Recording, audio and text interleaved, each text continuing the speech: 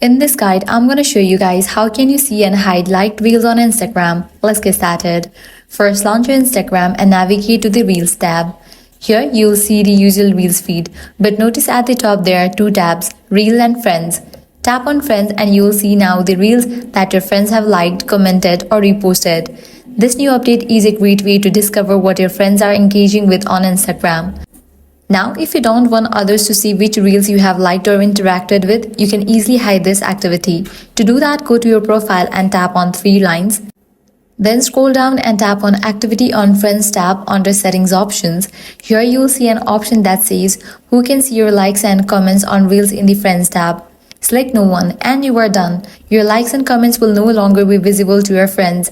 And that's it. That's how you can see and hide liked reels on Instagram. If this guide helped you out, do not forget to like, share and subscribe. Thanks for watching.